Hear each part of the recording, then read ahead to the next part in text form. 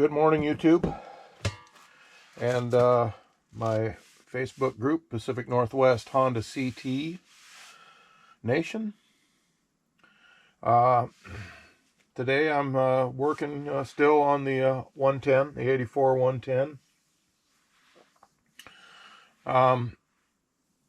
Changed the sprocket in the last video, put the correct battery in it, fried some electronics by receiving a battery that was wired backwards, and took it out for a test run, trying to see if my top speed had improved. And I had a little bit of hesitation in the acceleration and the carburation, so I will adjust that on the fly as I'm running.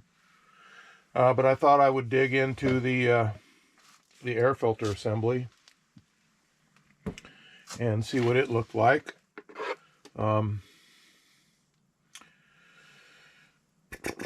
Which kind of led me to a little bit of a talking head portion of this video before we get started on this air cleaner assembly. My background with these style bikes, I kind of wanted to get that out there. Occasionally I have friends ask me, you know, Cal, why do you like these bikes so much? And what is it about these bikes that really attracts you to them? So I thought maybe I'd do a little bit of talking about that before I dive into this air cleaner assembly. My first bike was a Honda Trail 55. It was similar design to the CT90s and 110s, whereas it's typically a postie bike with a toilet seat, gas tank, and I pushed that motorcycle around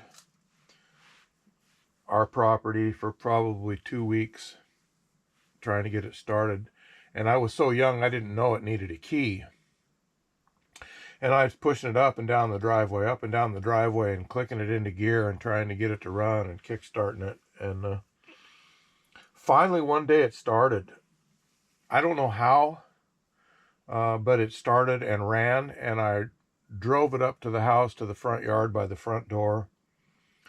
My dad came outside, looked at me, turned around and walked back inside, and I thought, oh my God, he's going for the belt. And he came out with a key, and he told me, he said, any kid that'll push a bike like that around for that length of time deserves to ride it.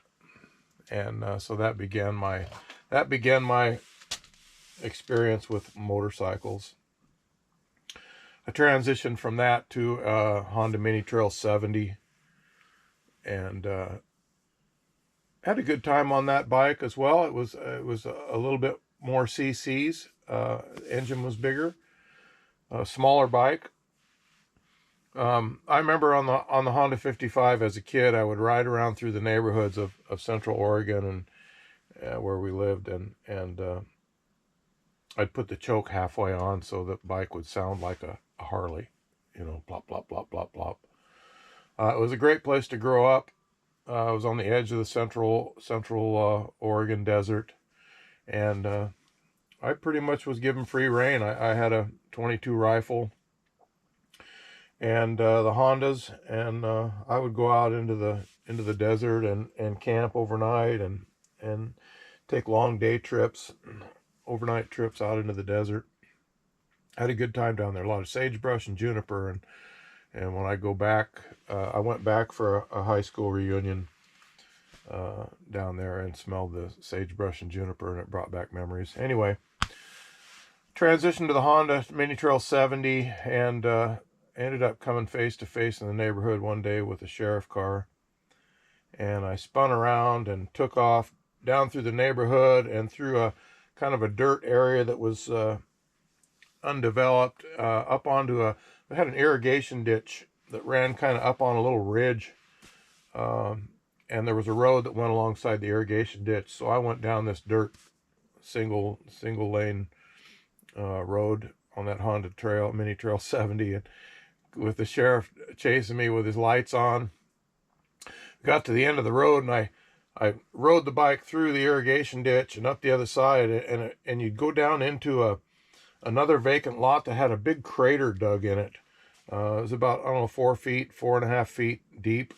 And I went off the edge down into that crater, through the crater, and as I came out the other side, I caught so much air that I was pogo walking the bike for quite a ways, trying to get back on the seat when I landed. Managed to get back on the bike and evade the sheriff. Went home, parked the bike in the garage, put my pajamas on.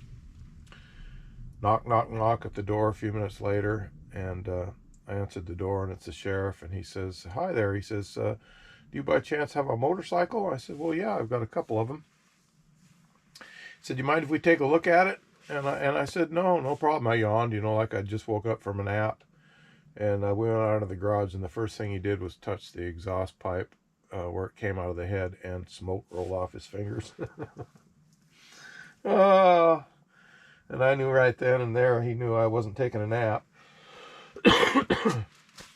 And they let me off with a warning because I was just a kid.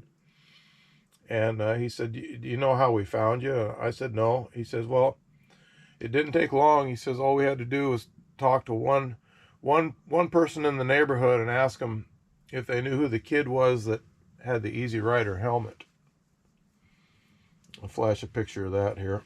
It was kind of a dead giveaway. They knew right where I lived. So anyway, years go by, and I continued my dual sport riding. I've had several dual sport bikes over my life. I think I had a Hodaka 100cc Road Toad that I purchased, and I had motorcycles for my son, my stepson, my brother-in-law and his son had motorcycles, and we'd all ride together.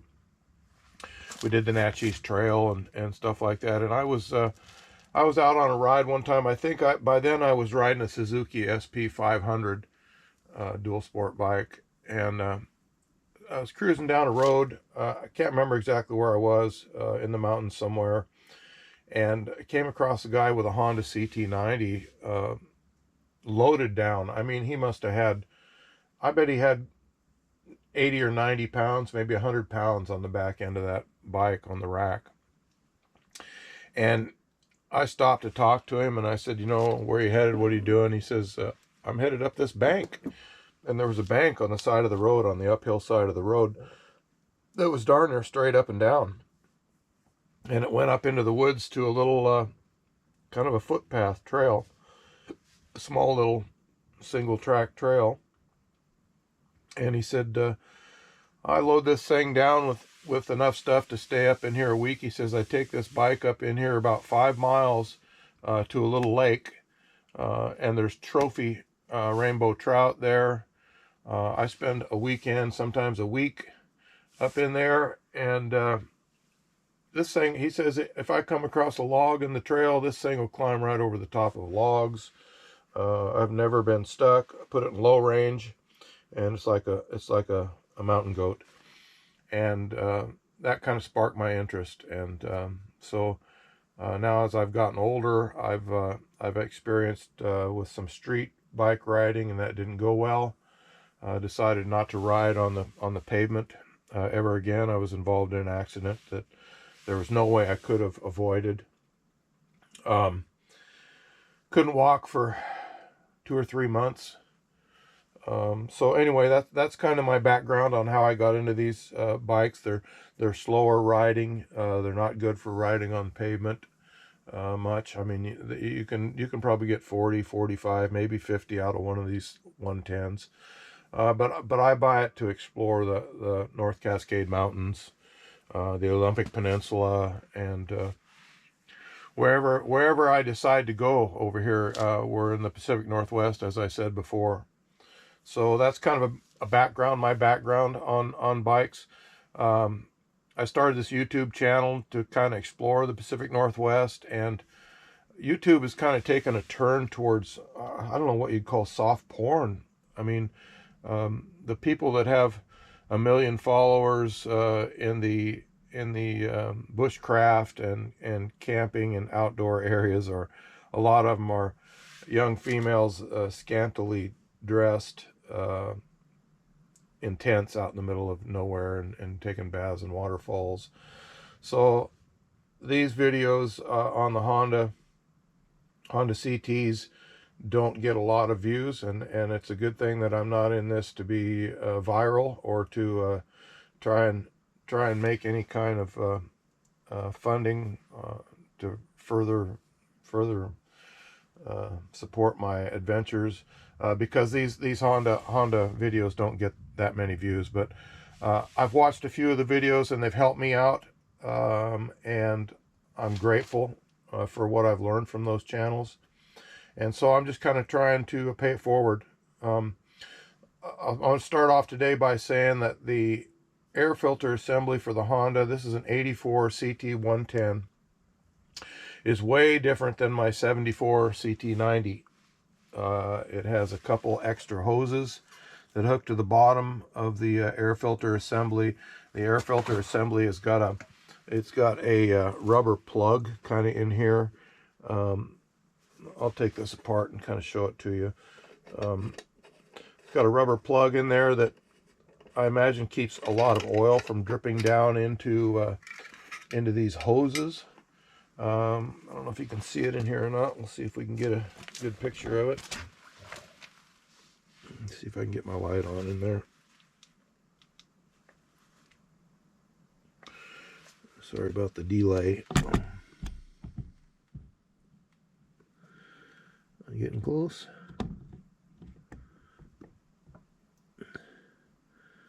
There's that rubber plug down in there. It's just kind of an opening that goes down to these drain areas for the hoses to hook to. Anyway, that's something that's different. In the video I watched, showed about changing the filter and cleaning it, and etc. Like I said, when I was out trying to test my top speed on this thing, I would get some sputtering, and I thought, well, before I start adjusting the carburetor, I need to dig into the air filter assembly, and that's kind of what sparked my position to go towards my background on these bikes. My friends ask me, what do you see in these bikes? Why do you like them so much? And the number one thing is they're just so dependable. This thing is a 1984. This is 2024. This thing has sat in a garage for the last 5 years and not even run. And the beauty of these bikes is that I put a new spark plug in it, and took it over to Stampede Pass and did a 50-mile round trip ride up through the mountains, over some extremely rough terrain, and it ran like a champ. I mean, it started out with I had to change the carburetor. When I bought it, the previous owner thought that maybe the carburetor was bad, but it turned out it was just out of gas. But he'd had a aftermarket carburetor on there, and I referenced in that Stampede Pass video what the problem was with that aftermarket carburetor. It had a shorter float bowl on it than the stock carburetor does, and so it was cutting out on the acceleration. So anyway, we changed that. But after that, this thing did a 50-mile ride with parts and tires that had been on it for all those years, since 1984, and the thing hadn't run in 5 years, and it fired up, and it took me on the ride and never let me down. So that's number one thing about these bikes, is that they're easy to work on, they're dependable, and they're just like mountain goats. You put this thing in low range, it's got a high-low range transmission. You put it in low range, and this thing will just climb anything. So I also did a video on the Honda 90 that spent most of the day in low range, where we did the backcountry discovery route, section 6 in northern Washington. Goes from Concanoli, Washington up to the Canadian border at Nighthawk. So just look on the playlist and you'll see the videos that I'm referencing. That way I don't have to remember to put them in the description. So anyway, I'll flash some pictures. I think I got some pictures of this air cleaner assembly when I took it apart. the foam filter was deteriorated. So I ordered another filter. Let's see if I can get her in here. About 15 bucks. The amazing thing about this filter is that it comes from a motorcycle shop that's, I don't know, about 35-40 miles away from me. Everett Power Sports, Everett Mall Way in Everett, Washington. And I actually tried to see if I could just go directly to their, if they had a page, and order the air filter directly from them, as opposed to, I don't think it was on eBay or something, where I got this one in my cart. And every time I clicked on it, it would send me to the eBay site. So I had to order something shipped from eBay that was within 35 or 40 miles away. But anyway, I've got the OEM filter for this, and I'm going to compare it because I also had received an OEM filter, or a filter for the Honda CT110. Like I said, it's a 1974. So when I take this out of the package, I'm going to compare these and see if there is a difference in these. And that way I don't have to be so particular about making sure that the part numbers line up. So took this whole air filter assembly apart, cleaned everything out, cleaned the screen out, and ordered the filter. So the filter's here. We will, the videos I've seen said to soak the filter in 90-weight gear oil. This is what Honda initially recommended. Soak it in 90-weight gear oil, wring out the oil, the excess oil, and then install it. And I don't know if this gear oil is one of the reasons why these things end up dissolving over time. But they do make spray-on oil and aftermarket stuff for foam filters. I didn't order that. I ordered a spray can of the cleaner so that I can keep these things clean and re-oil them. But I figured, since the original Honda manual says to soak it in 90-weight gear oil and then wring it out, that's what I'm going to go with. So anyway, I'm going to take a couple sips of coffee. I don't know if I mentioned in the beginning, fall is right on schedule here in the Pacific Northwest, and it's just pouring down rain all night, all day outside.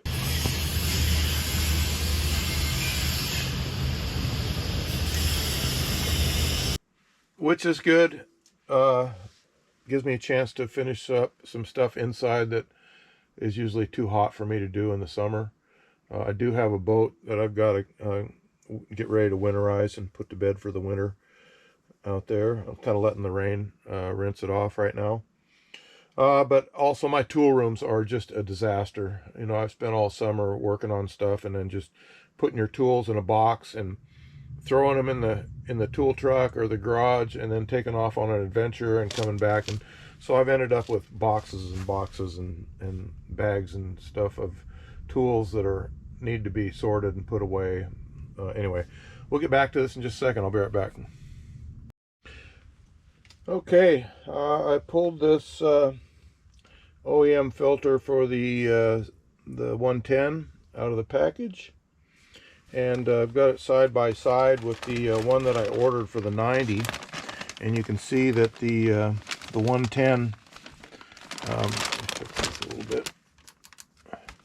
The 110 appears to be narrower, and it looks to me like it's a finer mesh than the one I ordered. I'll try and flash the information for the one I ordered for the 90 up there. I don't know if it was OEM or if it was aftermarket, but it's definitely a different size. And I've noticed that this OEM from Everett Power Sports has showed up, and it appears to be pre-oiled. So that's a good thing. I don't have to go through that whole trouble of soaking it in gear oil and then wringing it out. So that's a plus. So anyway, I'm going to dry my hands off after grabbing this thing and not knowing that it was oiled. And we'll get started on replacing this. I also noticed that I have the front section of the air filter assembly that I didn't clean. So I'm going to run out back and clean this out and dry it. There's my little hidden chirp chirp that I'm going to cover that on another video, but kind of keeps me from getting my bike stolen. I'll be back.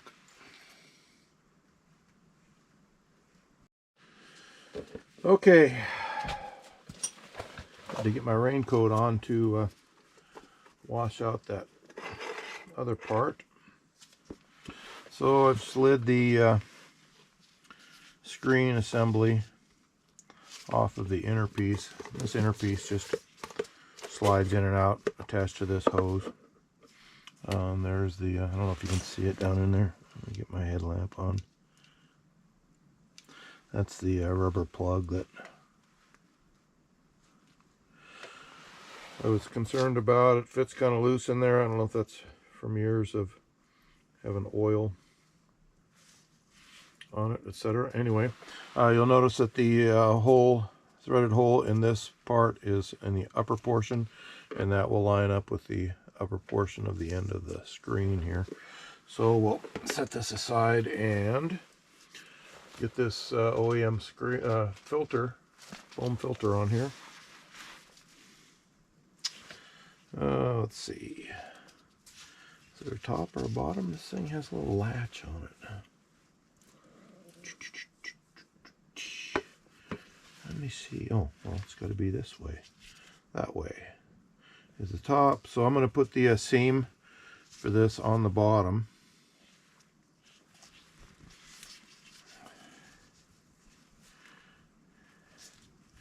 Well, it's going to be a tight fit.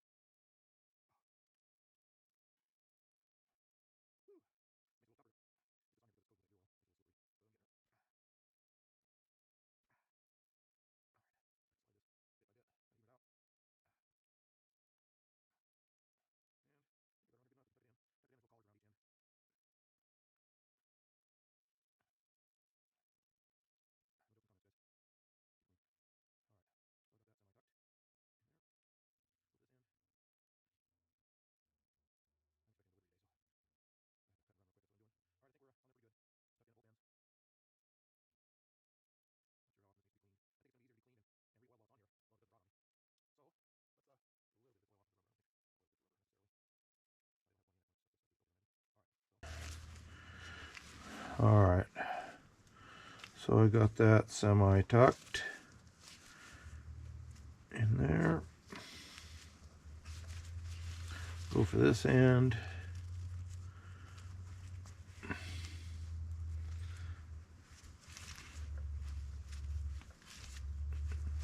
I'm expecting a delivery today, so if I have to cut and run real quick, that's what I'm doing. All right, I think we're on there pretty good. It's tucked in at both ends.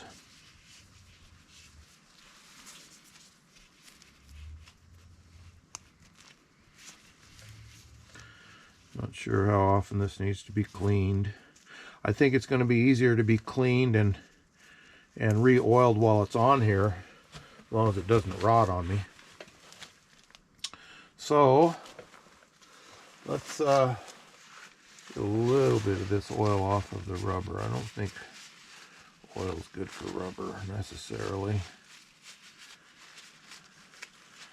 It'll have plenty in it when it sucks this stuff through the filter, I imagine.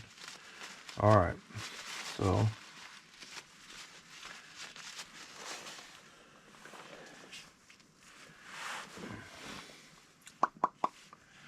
top.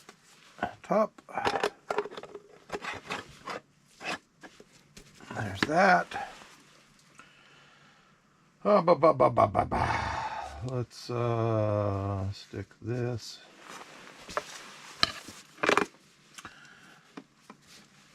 And small threads goes in. Line up the top hole of that with the top hole of that.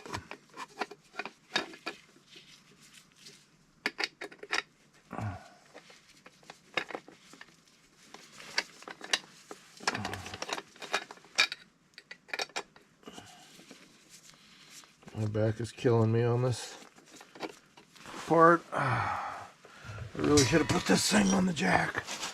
Raised it up. This doesn't need to be super tight. Snug. Okay, I'm back, and I had to put the bike up on the jack. It was killing me. My back was killing me bending over that low. And this isn't typically a very fast job, so I drink a little bit of coffee and gather up my parts. And I did drop one washer or something underneath the jack, so I'm going to fish that out from under there and have all my parts and fasteners ready, and then we'll start on this. Okay, this little rubber plug in there is loose and it's giving me a little bit of trouble, so I think I will install these hoses first before I stick the air filter in there, because if this thing falls out of place, it's easier to readjust without the air filter being in there. So I'm going to start with this one first. I left the screws in the holes here. Kind of hoping the gasket would stay on there, but that's probably going to come off with these screws.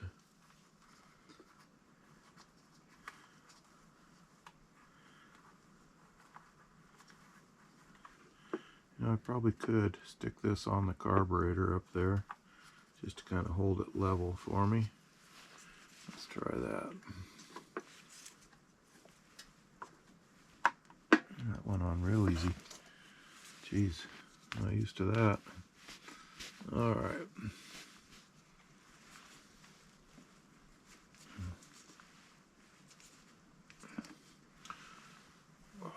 Get my screwdriver and tighten up that a little bit.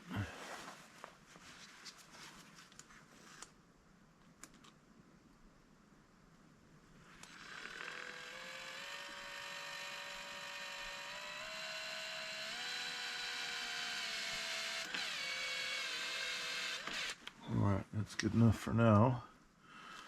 I'll connect these hoses. I need a tool table. Alright. I'll put the gasket on here.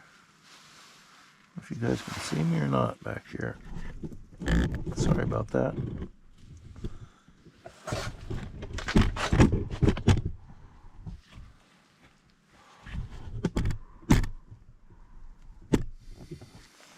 Alright, so I got the gasket back on this little hose where it connects, and I'll run these two little screws up through.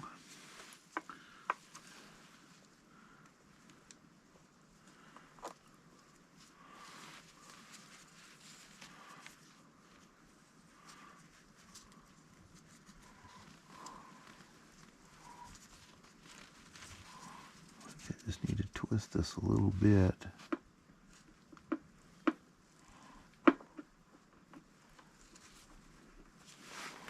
Screwdriver. Try to get these started. Sorry about my hand being in the way. I'm in a precarious situation.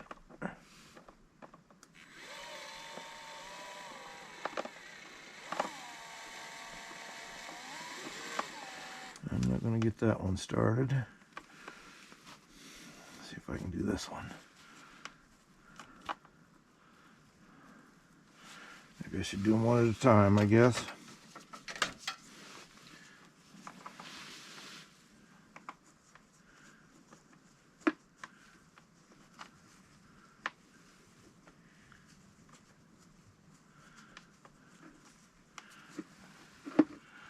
it's always the ones you can't see that are toughest to thread.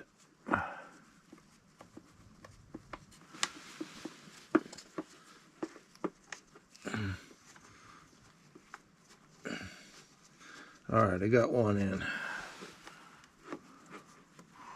Let's see if I can, slipped off the carburetor there.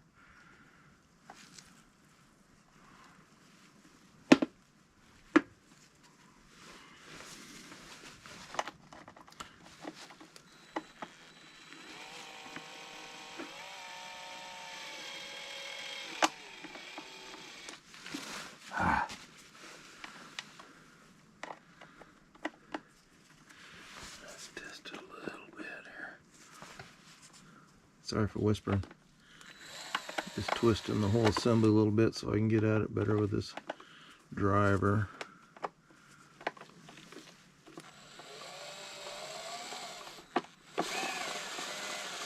There we go. Oh shit, now the rubber plug fell out. See?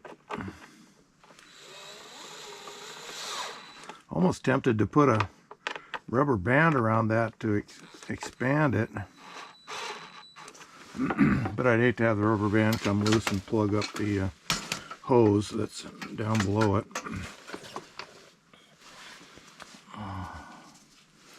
Alright, let's try and stick this back in.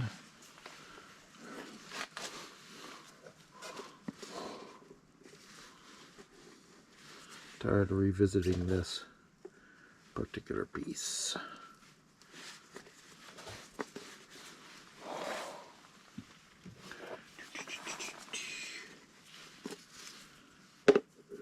Fits in there too loose, and so it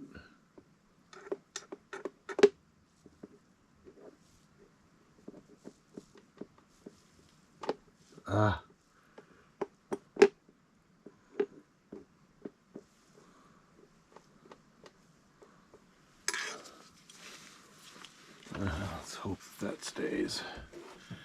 Okay, to the carb.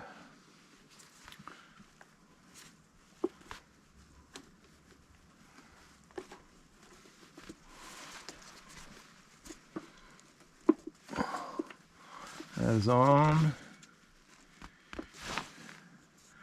I gotta loosen and readjust that clamp.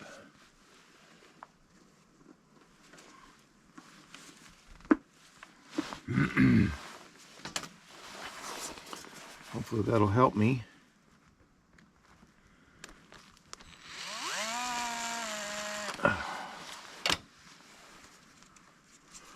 Get it on there all the way.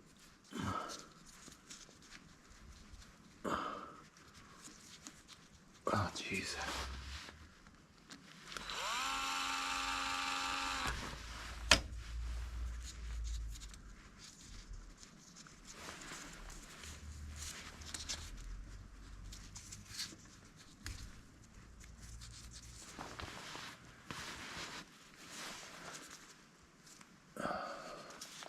See if that's in the right spot.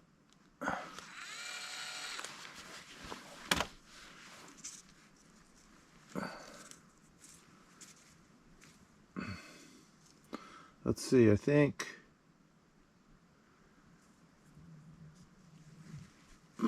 this needs to be back in here. If I'm not correct. I don't want it to interfere with the shroud. I can move it later if it's in the wrong spot.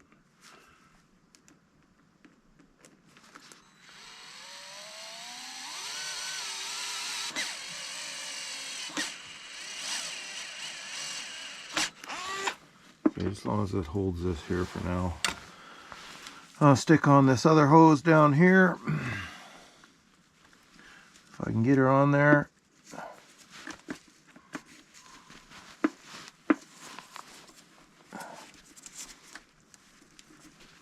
Well, I better loosen that, I guess.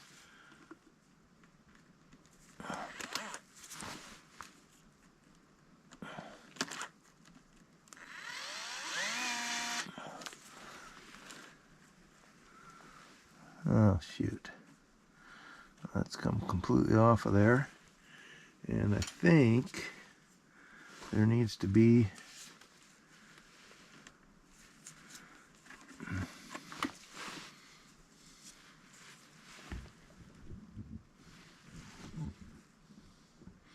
oh, I see. So, okay, let's see how it works. All right, let me slide it up here so I can get this hose on. And, boy, oh, come on now. We were on there before. This is a little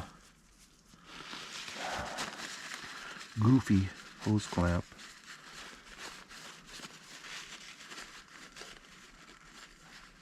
In the future I may replace it. It's a nut about the thickness of a washer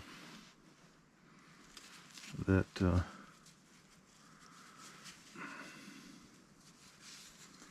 the bane of my existence right now.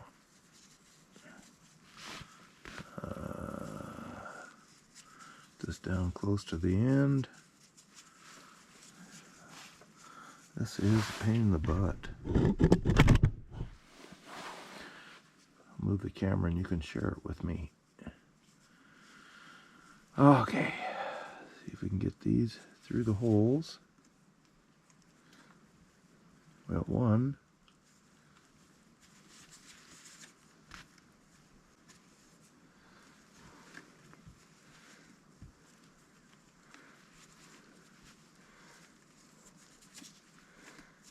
And two.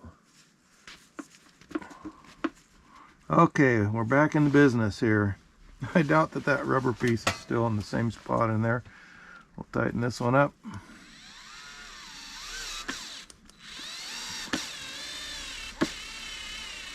Probably good. Okay, so everything's kind of back together. I need to, well, that's loose there. I think my delivery is here. I'll be right back. FedEx, I don't know what this is. It'll be like Christmas. We'll open it up here in a little bit. Scared the FedEx driver. Headlamp. Headlampasaurus. And I've got a clamp there to tighten. But I've also got... Anyway, I've got some more hardware to install here. And this is one of them. Let's see where we're at here. Get you in on all this action. Okay. Got this standoff to install here. And it looks like it needs to go forward.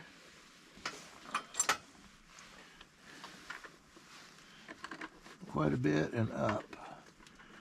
Get that started maybe.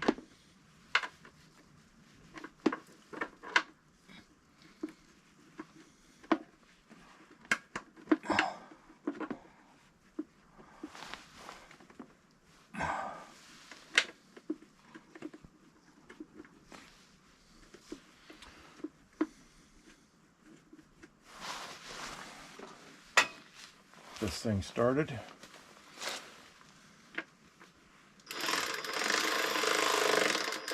I think so.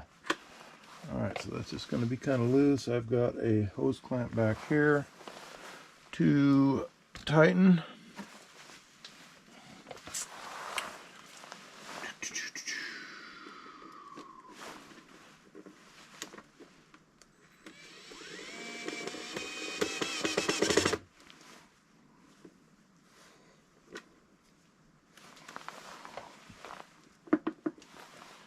That's on there.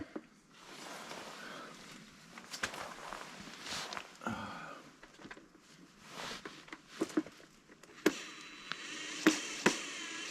know that one has to be back there because it will interfere with the cover. That's tight. That's tight.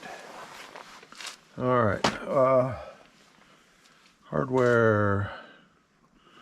Where did all this stuff come from? This one here. For sure goes up here. Let's see what size it is first. What a concept. Perfect. Same size.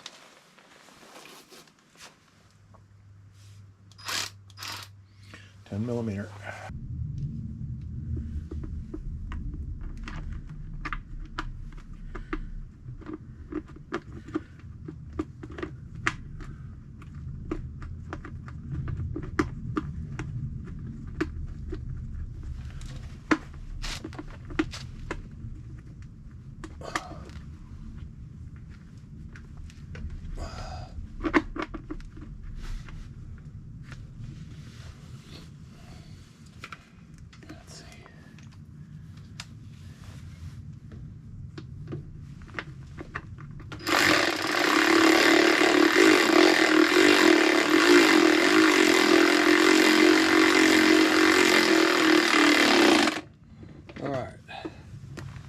Is on. The rubber piece still in there. Hallelujah. Okay, we're getting close to the finish, boys and girls. Just got the cover left to put on. This I think needs to be tightened a little more, feels like.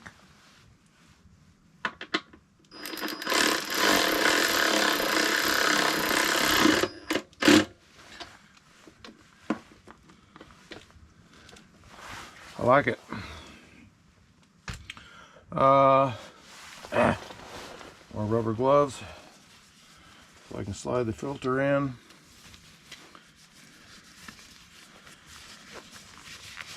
I hope that little rubber plug stays in there. It's weird, it could be shrunk down so much. I'll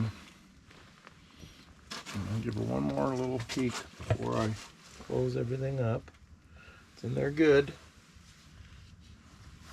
New filter slides in. Around the oversized shocks, hopefully. Ah, God.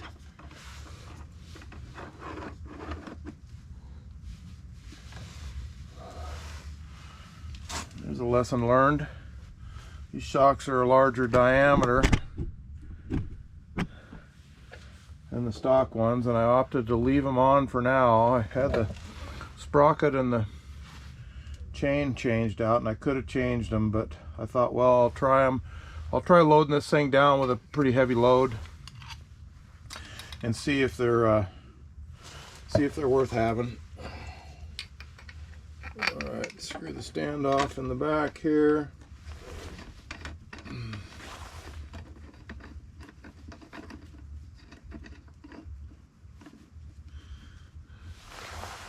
This can be kind of tricky too back here. And I found it easier to I'll show you here in a second.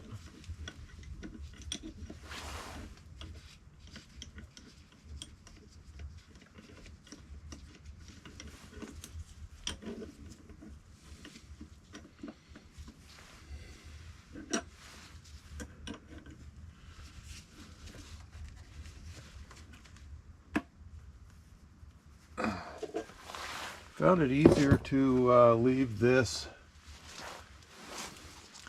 clamp here clamped to the tail end piece and then just kind of wrestle it on. And the video I watched, that was pretty much the same way they did it. I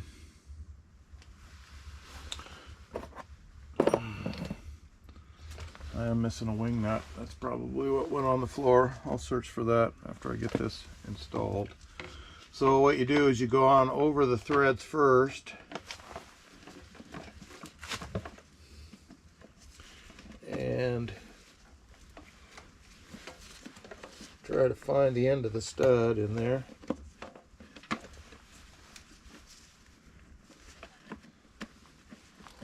There she is. And put this top one on.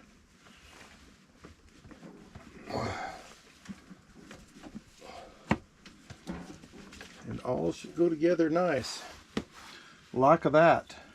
Now I'll tighten this hose clamp up here. I'm going to slide this up a little bit with a screwdriver, of course. And I'll look for the wing nut. The wing nut that goes on there. And then all I have left to do is put the cover back on. It'll be interesting to see if this improves my my fuel mixture, air fuel mixture. I'm gonna, like I said, I've got the little screwdriver. I'll take it out while I'm riding it and adjust that so I can get good acceleration out of it. 2 screws here. Here's your idle adjustment, and then this forward one here is your mixture. So the petcock is different on this, the fuel valve, than the 90, and I had to actually label the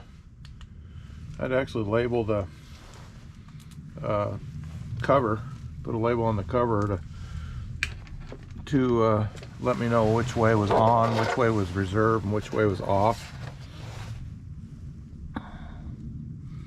So down is on, flat is off. So the lever down is on, flat is off, and up is reserve. Alright, so I'm going to look for that wing nut and stick that back on here, and then I'll drop this thing down off the jack. I'll put the cover on, drop this thing down off the jack, and we'll see how she runs. Well, not today because it's pouring down rain, so I will convert to a different project. Maybe I'll, after I get this thing dropped down to the kickstand, we'll open this surprise box and see what came in it. I have a feeling it's probably air filter cleaners, aerosol air filter cleaner. Anyway, I'll be back. I got to hunt for that wing nut. Opened up the box, and this is what came in the box. Both filters on these bikes will be brand new, so I will do a review on this at a later date. Bike's all back together. Still looking for the wing nut for the back side of the air filter assembly, air cleaner assembly. Other than that, as soon as it quits raining, I'll take her out for a ride and let you know how it handles.